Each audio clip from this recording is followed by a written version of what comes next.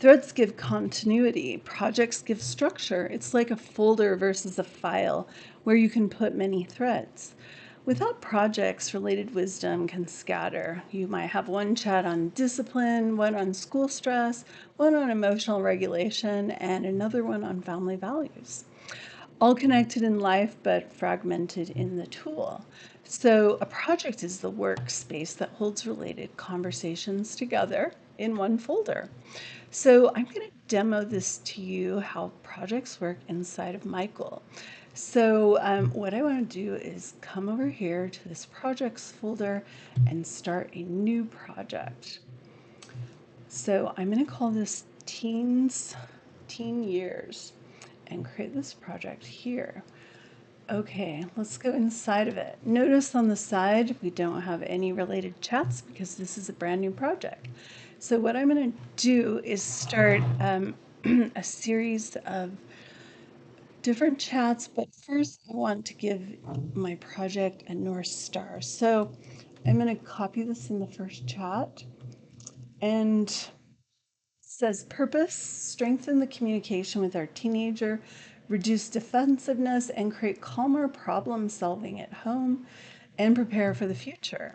So for one kid, you could pack a lot into this single project.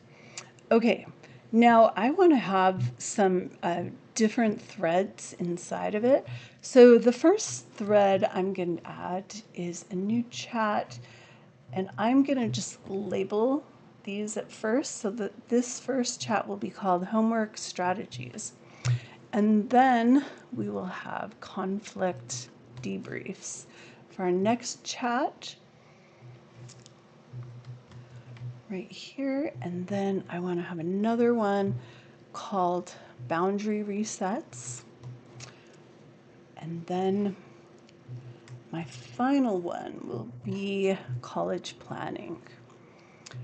So I'm going to set these up, and this makes it easy to have all these different topics labeled.